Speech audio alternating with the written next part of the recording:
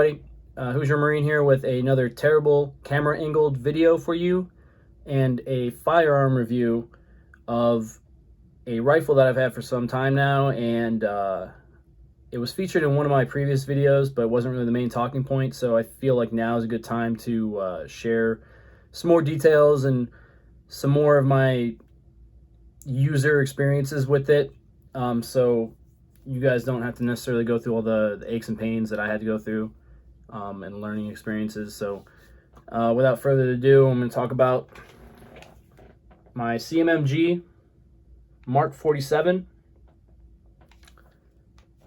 And if you're seeing this video, it's because you like the gun, you like guns, you want to learn about guns, or you just like really bad videos. I don't know. Yeah, without further ado, we're going to get into it, and hopefully you guys learn something. All right, so here's the rifle. I'm going to try to keep this short. A lot of this stuff that I'm going to talk about you can find on their website under the item specifications, or like their the descriptions of the product. So, you know, just so you guys know exactly what they're talking about when they're describing things on their website. So, starting from the butt, this is their proprietary fastback ripstock. It's all aluminum from my understanding. Color matched to the receiver and the handguard, which is really nice. It's got 6 positions. All the way forward is the first position. All the way back is 6. And yeah, I think you can adjust and swap out the back plate or the butt pad to something with rubber or something a little different, but I think as it sits, it's really nice. That's their buttstock. They have a zeroed ambidextrous charging handle. It's very nice because it has really good texturing, in my opinion. It's very robust. You can tell it's put together pretty well. Hangs out on either end of the receiver about 1 inch, so you definitely have a lot to play with, a lot to grab onto. Giggity. And like that product a lot. Their safety selector is another one of their proprietary items. It's the zeroed 6090 ambi safety. I don't necessarily like the texturing on it. It's very hard to actuate on this side. I guess actually both sides. It's I don't know. I feel like my thumb slips off of it, so I may end up switching that out to something different. But that's just my take on it. Then they have their zeroed pistol grip. Very unremarkable. Not really much to write home on either. It kind of reminds me of like a cheap Magpul pistol grip. It's got a little bit of texturing on the back, matching texturing on the front, but then you got like an aesthetic texture on this side that doesn't really do much for grip. And aside from it having a compartment that you can put stuff into that closes off, I don't care for it. It's kind of a crappy pistol grip in my opinion. I'm most likely going to change that out as well.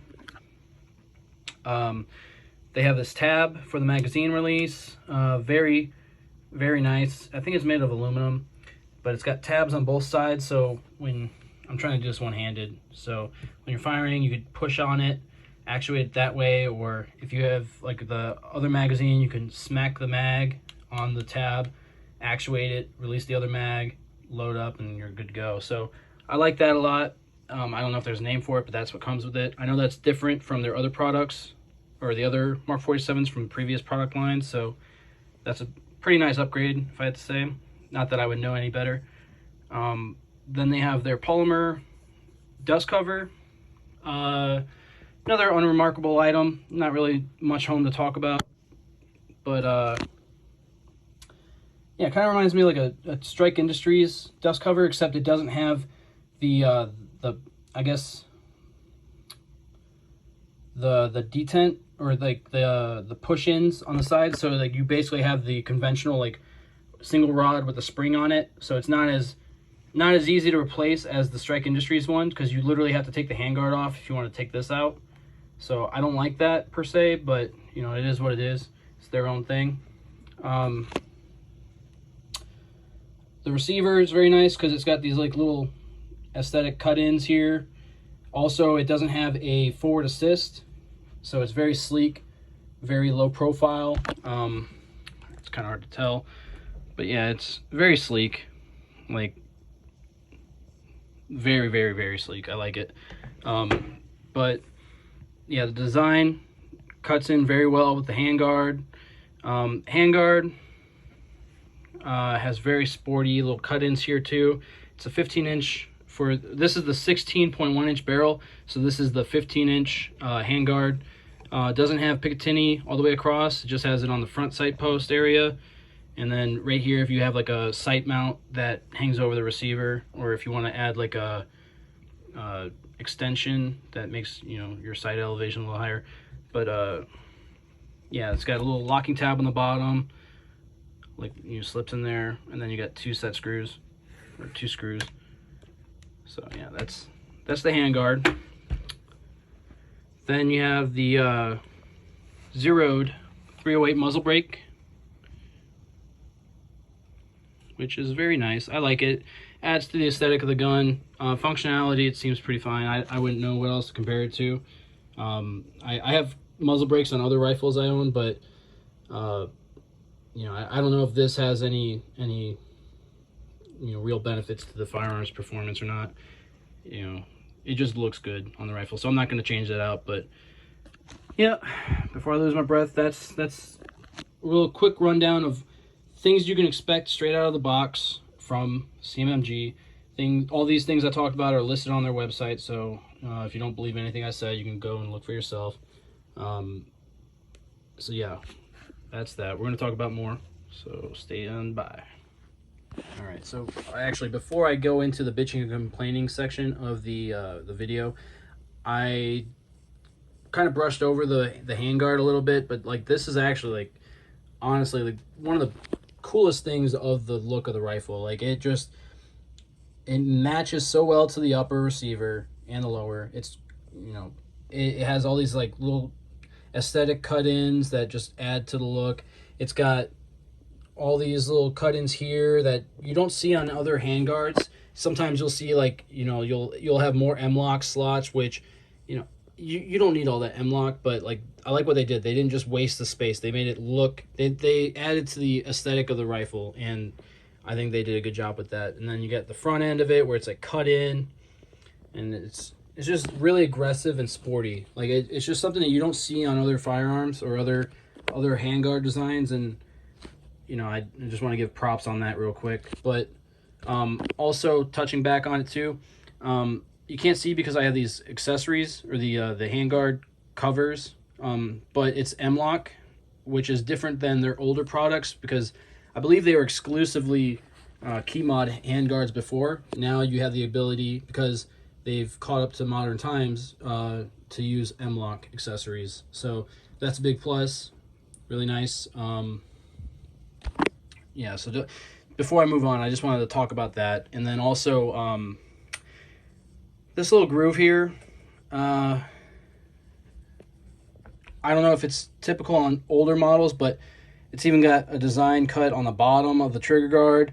And I know a lot of people like to, they like to file down that little sharp edge there because they get their middle finger rubbed on it the wrong way when they're doing transitions with magazines and stuff. But I haven't had that issue, and I'm not going to do anything with it also because I'm planning to switch out this pistol grip. And most pistol grips now, or some, have like little tabs underneath them that fill the gap of like trigger guards for like you know, conventional AR-15 receivers. So I'm gonna keep that as it is, not gonna mess with it because it also doesn't bother me. So yeah, just something to keep in mind for you guys if you guys are looking to get one. You guys may have issues with your finger rubbing that, but I think it could be remedied with a different pistol grip that has like a little extra texture there. You just fill that gap. I don't think it's an issue, but just bear in mind that's another thing you gotta look at. So yeah, all right, on with the rest of the video. Okay, so before I get into the nitty and gritty of the pros and cons of the rifle and my purchase, I guess I should be looking here. I want to give like a more detailed description of my thought process when I was making the decision to purchase the firearm, or this specific firearm, kind of bear in mind that I have a very limited exposure with firearms, because aside from hunting when I was younger with my grandfather with shotguns, I never owned a firearm of my own. My household didn't have any firearms in it. And it wasn't until I joined the military and had that exposure of firing a rifle for the first time at the firing range and qualifying and all that kind of stuff. That's when it's sparked a flame in me that I was like, all right, I love this kind of stuff. Like, this is stuff that I want to learn all about, and I want to get as much of it as I can, because it's like just so interesting. It's like, I don't know, in my adult life, it's probably my biggest passion right now. And it kind of sucks that it's like such a taboo in today's society, but it is what it is. But going into specifically my thought process on purchasing this opposed to like an AK-47 is just because I had no exposure with AKs. I knew the M4s, M16s, the IARs. I knew those very well. I even purchased, after boot camp, I purchased an AR-15 of my own. I had very limited exposure with that too, because I bought it and it sat at home while I was, stationed somewhere else. So when I got out, that's when I decided, okay, I'm gonna pursue other things and try to branch out my what do you want to call it, exposure with the firearms world. So I didn't want to necessarily commit to an AK-47, but I wanted something that was chambered in something other than 5.56 or 2.23. So I decided that I wanted all the ergonomics that I was used to, all the functionality that I was used to, like the direct impingement, the buffer system, the safety, the trigger, the charging system. I wanted all that I knew, because I know all the ins and outs. Like, if there's an issue that comes up, I can fix it on the fly, because I've encountered that issue a dozen times. I know how to fix it. If I got an AK-47 with a long stroke system or a piston system, I wouldn't know how to address any issue that comes up, because it really is a completely different firearm in every aspect. And yeah, I didn't want to necessarily just jump into that with my very limited exposure with firearms. So I decided the Mark 47 was probably the perfect choice for me, and it really is, because I could have. There are other rifles that do something similar, but they don't have the same look and the same track record. CMMG, I believe, is the first company to do something like this, where they blend, the ergonomics of an AR-15 and the functionality of an AR-15 or an AR-10 platform, and they meld it with like AKMs or AK calibers and magazines. I'm not, like, as you can tell, I'm not really articulating my thoughts very well, because I don't really know what I'm talking about. But I know that CMMG does it best, and there's other ones like PSA 47s that look just as nice, but they don't hold up as well. The QC is not quite there. And I know that there's another thing called like an AR-47 that looks like crap. Don't ever buy those. Like, if you do own those, don't be proud of them. Like, they look like crap. It's like, I'm talking about the ones that have like a magazine well that looks like an AR-15 lower, but it feeds in like those 90-degree curved magazines that only fit those kind of firearms. Don't buy those, and don't tell your friends you have one if you have one, because I have a Discord, and there's this guy that every time I post, I can't even post pictures of my Mutant on there, but if I do, he immediately posts like, oh, look at mine. It's like, they're not the same thing. They're not the same thing. They look like completely different firearms, and his looks like shit. And yeah, don't be proud that you own one of those.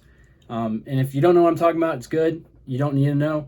And if you know what I'm talking about, and if you're one of those guys, then you need to reconsider your life choices, because that is not it. But yeah, another thing, kind of stupid, but when I bought this firearm, I guess I got it at just the right time, because CMMG was changing their product line. They got rid of all the older nomenclatures, like I don't know what they were called before, but it was like the Mark 47, 100, 200, 300. I believe what that was it just described like the barrel length, like if it was like a pistol or a rifle or a carbine or a rifle.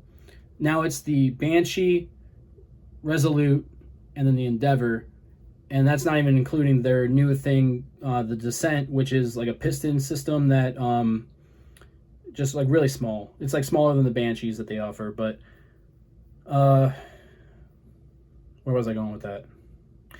Oh, so another reason I chose is because I was just getting out of the military, and I saw that they just redid their product line, and at the same time things were getting really iffy on the news, and like I kind of buy into that crap usually. Like, I shouldn't, because the news is full of BS all the time, and you can't really trust anything politicians say anyway. But at the time, things were kicking off in Iran, and while I was in, there were things going on, but it wasn't like to the extent that the news was covering. So I was thinking, oh, it just got worse as I was getting out. But you had Iran, you had the withdrawal from Afghanistan that failed epically, and then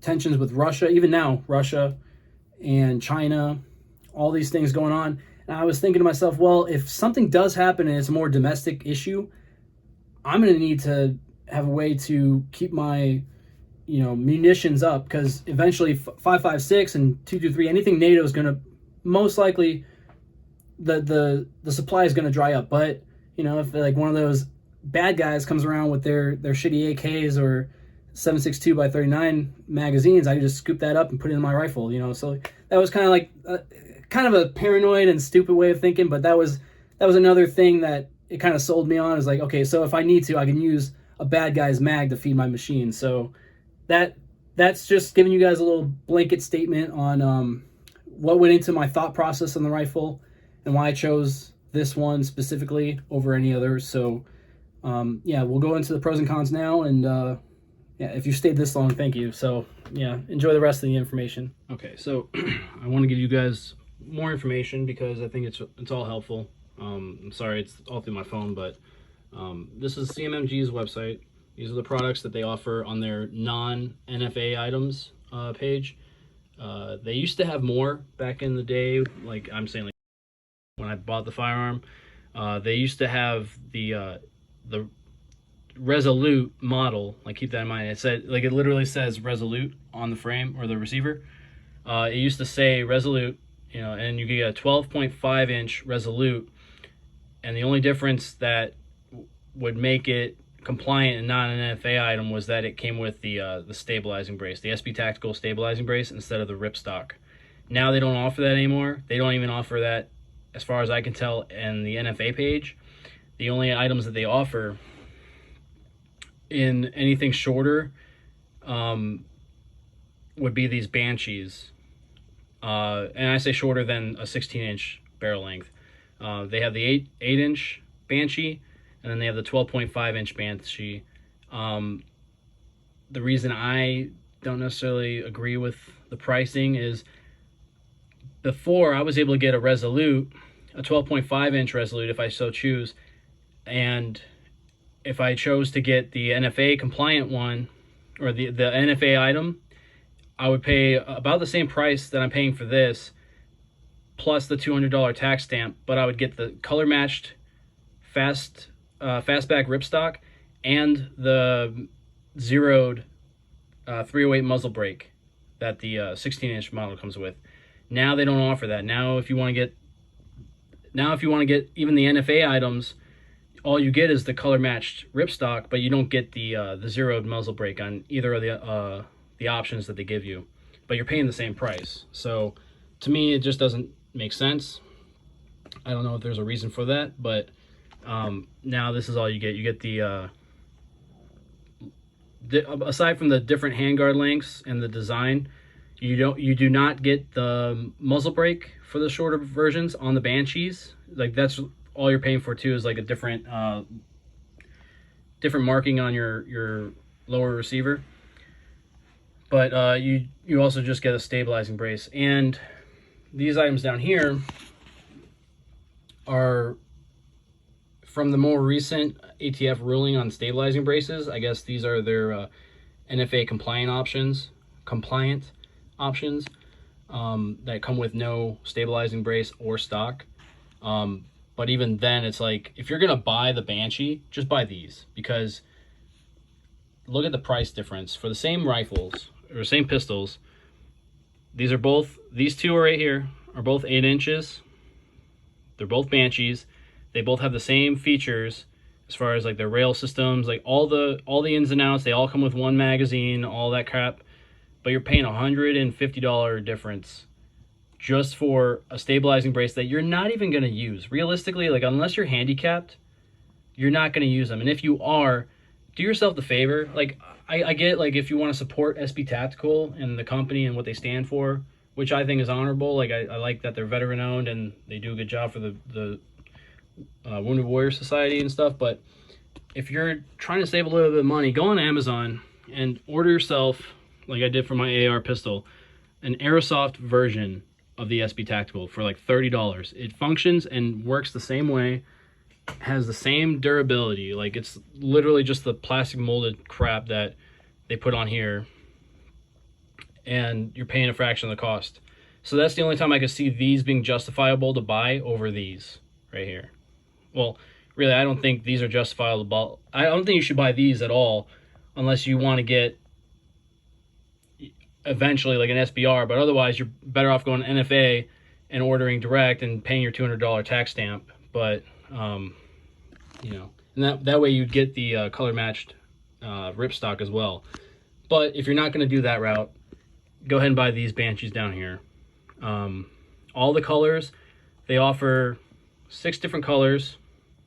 You got Armor Black, Charcoal Green, Coyote Tan. I should be showing these. Coyote Tan, Midnight Brown or Bronze, Sniper Gray, and then Titanium. They don't change the prices, so like if you order direct from the website, you can get any color you want, and it won't change the price. So if you're worried about that, don't worry about the color changing the price.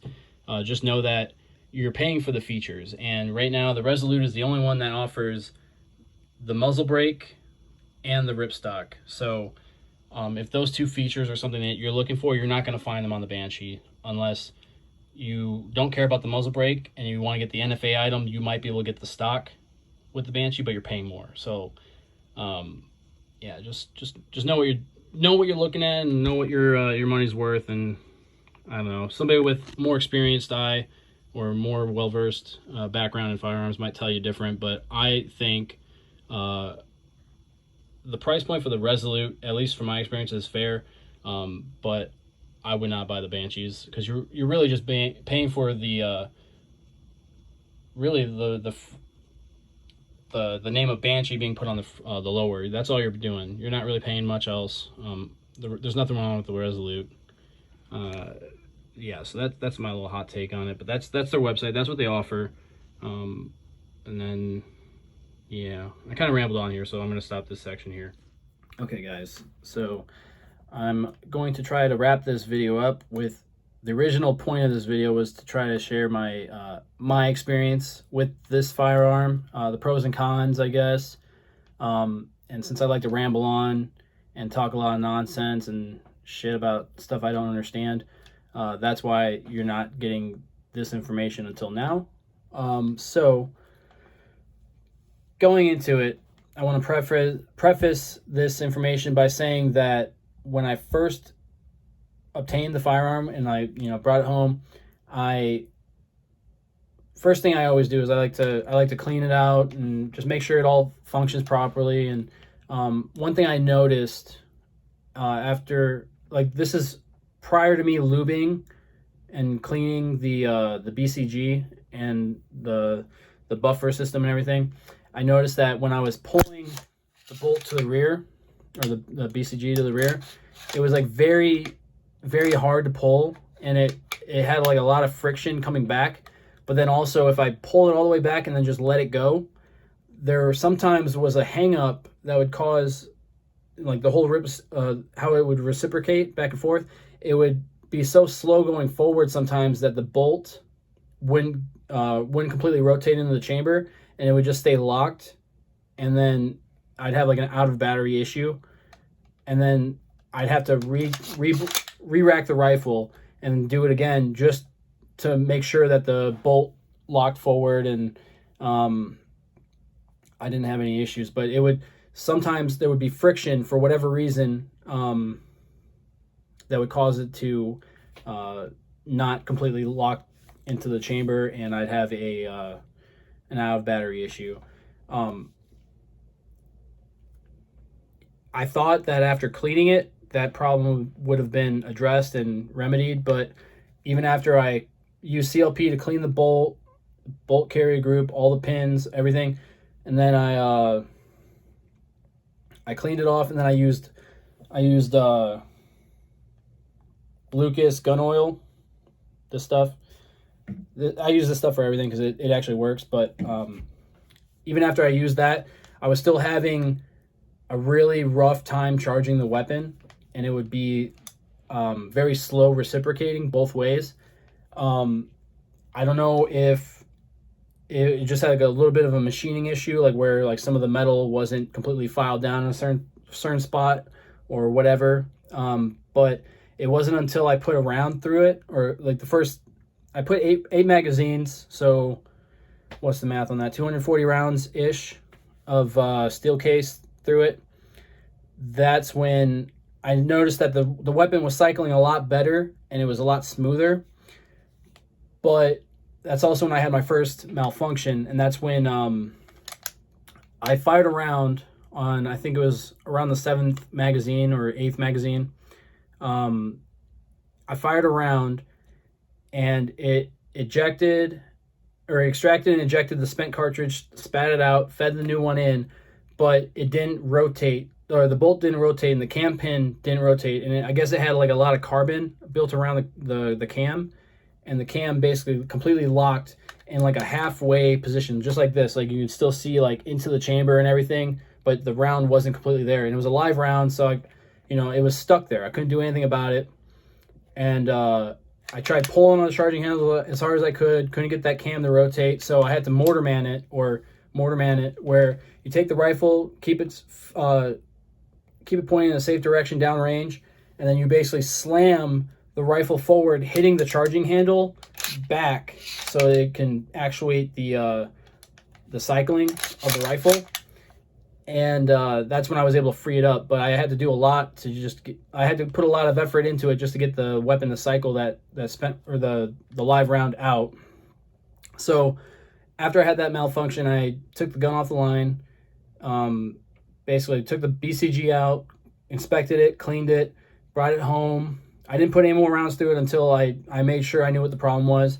And then I basically repeated the steps. I cleaned and lubricated, and then I cycled it a bunch of times, and it was noticeably a lot smoother. And I'm thinking the main issue was that, if it is an issue, or if it's even an excuse, is that the weapon wasn't broken in properly, or it just wasn't broken in because who knows what they do to make sure that it's qualified to be sold. Like if they even fire a round through it in their QC, I don't know. But yeah, this thing, I noticed prior to me firing it, it had issues. Like it was like very, very stiff. But then after I put some rounds through it, it was like a gem. And the only other issue that I was having, if I had a bolt or a forward assist, maybe when the bolt was like kind of locked up there, I could have just like smacked the forward assist, and that way you can say like, oh, look, they are useful. Like I've never had to use a forward assist on any fucking rifle, and that would have been the only case where it would have been, a viable means to do it. But because I don't have that feature, I was stuck to mortarman, like, and basically try to get the cartridge out of the chamber. So that was my first hang up. Second, and I also want to preface that maybe there is also an issue with the ammunition. Maybe the ammunition may have been the cause for that, because maybe for whatever reason it wasn't giving enough gas for the system to operate. I don't know. Who knows? But anyway, moving on to my next point. I had issues with magazines. So this one is the magazine that came with it, or I have other PMags like this, the polymer Magpul polymer magazines. These are the best ones for this gun. They come with it. I highly recommend, if you have them, use them. US Palm also makes magazines that work with this pretty well, or they're made for ACAMs, but these mags I've noticed that work well. There's two magazines that I've tried that I didn't have any success with, or I had limited success. The first one I knew I was going to have issues with. and it's a Croatian military surplus, like sheet metal magazine. I knew I was going to have issues with it. Basically, the problem I was having was it fed the rounds into the gun, like not even into the chamber, but when they come out of the magazine, when it depresses, for whatever reason, the round gets popped up, and it doesn't feed into the chamber. Like, it feeds at such a drastic angle that it gets stuck in the gun, and your only way to get it out is to remove the magazine, and like if it gets stuck enough, you got to finger fuck it. So I was having issues with the Croatian mags. After I had the first hang up, I threw it out. Like, the magazine was $5. I can care less. Not worth the issue. Not worth the frustration. The other mags, I didn't necessarily have an issue with them feeding per se. It was more so just inconsistent, I guess, lockback. I don't know if the magazines, they're Bulgarian, same thing, that they're sheet metal military surplus Bulgarian mags. I don't know if they were supposed to, but they had, it seemed like a last round bolt hole open. So basically what that would do is, like, on the last round, when there was no more ammunition in the magazine, the follower would catch on to the bottom of the bolt and, like, hold it back. So, like, I could see inside the chamber. I can inspect that the weapon was cleared. The magazines were very inconsistent. Sometimes they would hold to the rear, sometimes they wouldn't. And my the cadence of my firing was thrown off, because, like, I was always like, okay, so with this firearm, I know if I fired my last round on, say, the P mags, like, so if I had, you know, these mags, the Magpul mags, the last round I fire, I know the bolt would be forward. This is after it extracted, so there's no round in the chamber, nothing, but the bolt would be forward. So then I would fire, it goes click, I'm like, okay, cool. I'd immediately grab another mag, put it in, and rack, and I'd be ready to go. With those mags, sometimes it would do that, so I'd be like, okay, cool, my cadence isn't changing, so I'll just, like, click, all right, magazine in, rack, and go. Sometimes I'd have to, like, tell myself, okay, so it went click. Why did you go click? Oh, I gotta look. Oh, the bolt's to the rear. Let me remove the mag. The bolt would eventually go forward. Then I'd have to get another mag, put it in, rack it, and then it's like, I don't know, when seconds matter, it's like that's the kind of stuff you want to kind of train out. It's, you know, you want to have consistency with your magazines and your ammunition. Not that I'm like using this for anything that, like, requires, like, time and efficiency, but, like, when you're at the range and you're just in a routine and you're just trying to enjoy stuff mindlessly, like shooting at paper and stuff, like, you know, that's just one more inconvenience that you got to worry about. So I got rid of those mags. These, like I said, these polymer mags are the best ones for it right now. So that's the second point.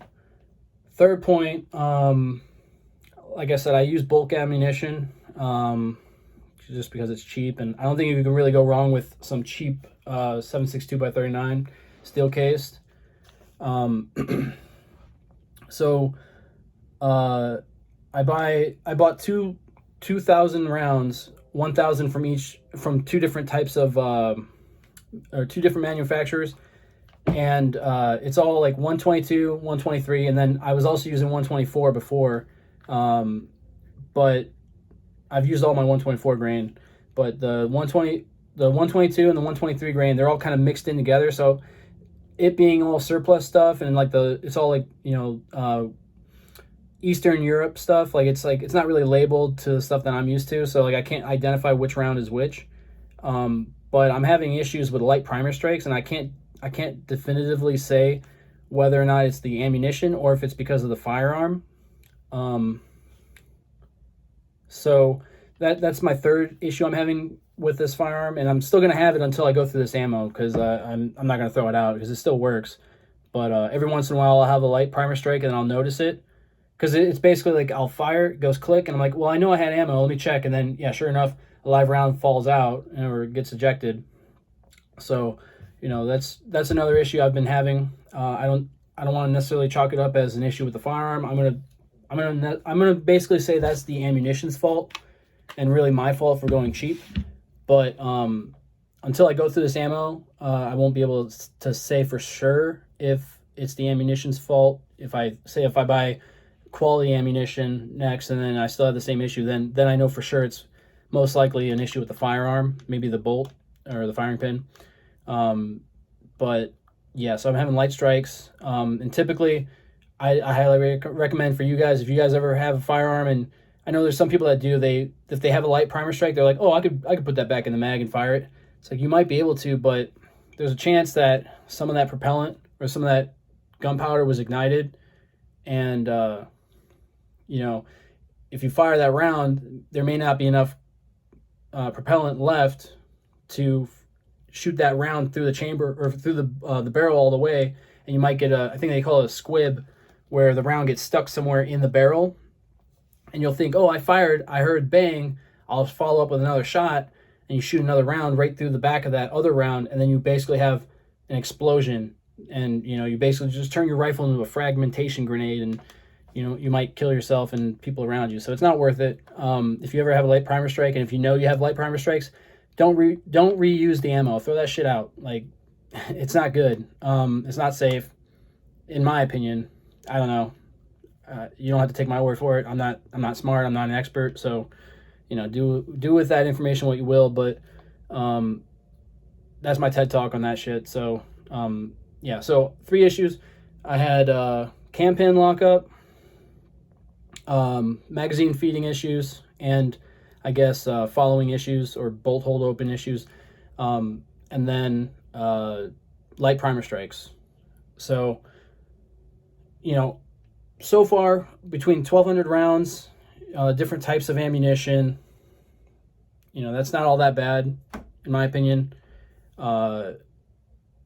You guys may think that's a bad track record for, what to expect from a rifle right out of the box, but I don't know. I'm used to working with really bad quality stuff, and, shit, I was in the Marine Corps. We had hand-me-downs of the Army. So it's like, I'm used to using garbage and making the best out of it. And I'm not saying this is garbage. This is actually like really good. This is like probably my most solid rifle I own. But I'm not gonna let those little hangups ruin my my experience with it, because I know what I've got is made of quality materials, and it's got a lot of smart people designing and engineering this kind of stuff. So like it's yeah, I don't really have anything else to say negatively about it, besides maybe I will say I was a little disappointed with out of the box the Cerakote finish. I baby this thing, like, besides going to the range, it goes straight from my shooting bag straight into the safe, and it doesn't go anywhere else. It's not like left on the floor or nothing. I hate that shit's cringe too, when people take pictures of their fucking rifles on the ground. Oh, that pisses me off. But that's different. But yeah, so I was a little disappointed with the Cerakote. Sorry. Yeah, just around the ejection port, like the little block there, and then around like the feeding tray, or like the magazine feed trays or whatever, the lips around the magazine well. It's like a lot of like little scratches and a little bit of wear. I mean, I get that, like, it's not going to stay perfect, it's not going to be perfect, but like, it has very limited use, and I feel like that shit wore off within the first couple mags. Like, I was at the range for like maybe half an hour, and then I started seeing wear on that stuff. And to me, like, Cerakote, you pay a lot more for Cerakote finish because it's supposed to protect the quality and the finish of the rifle, and I'm already seeing bare metal. So I don't know, if I had to go back and say, hey, like, just give me the black, because I could touch up the black just fine. I can't touch up this this charcoal green. I'd have to take this in to get it refinished, and that's going to cost a lot more than just getting like a touch-up pen of the gun blue or whatever, and just like, filling in any kind of scratches that were on the gun. So I think going back to it, if I were to get this gun again, which I actually would, I would definitely buy the exact same thing again. Well, an exception to, I wouldn't get the green, I would get the black, just because if I have issues, I could touch it up and that'd be it. So yeah, like I said, I rambled on for long enough. You guys do with all this information what you will. If you guys hate me talking and just want to see the see more of the gun or whatever, just I guess like just say that in the comments and I'll see what I can do. I just want to get this information out there because I know that at least in the discords that I'm in, people are like really interested in like the 7.62 by 39 cartridge, and they want to have the best of both worlds, like an AR and an AK. So, you know, I just want to get the word out on this. So there you go. If you're still watching, I hope you guys enjoyed this, and I hope you guys stay safe out there and enjoy the rest of your day. All right, peace.